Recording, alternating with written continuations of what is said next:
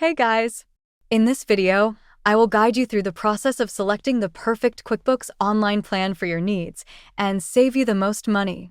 There are 4 different plans to choose from. To simplify this decision as much as possible, let's start with choosing how many users you will need. The cool thing about users is that each user will leave their own audit trail, so you can see exactly which user created an invoice, cut a check, or deleted something they shouldn't have. Haha, if you're the only person using QuickBooks or you are not interested in the audit feature, one user will suffice. I highly recommend that every person accessing QuickBooks has their own user logon for security reasons.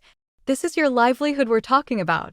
If you decide that you will need a logon for your partner or secretary, you'll need to consider Essentials as the minimum plan, which offers 3 users. Plus offers 5 users and Advanced offers 25 users. Now that we know how many users you need, let's look at the other main features. Essentials offers everything Simple Start does, plus allows for time tracking. Plus offers classes and locations, which allows you to run reports based on locations or job types. Inventory, job profitability, and e-commerce is also available in the Plus plan. Advanced is for much larger companies with access to customized reporting and 24/7 access to QuickBooks support. Now that you know which plan is right for you, let's take a look at how you can save the most money.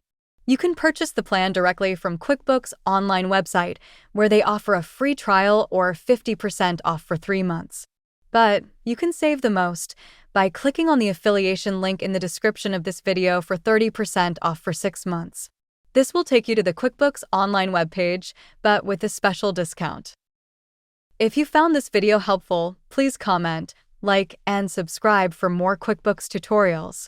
Remember, you can upgrade at any time, so don't feel pressured to buy the higher subscription. Thanks for watching.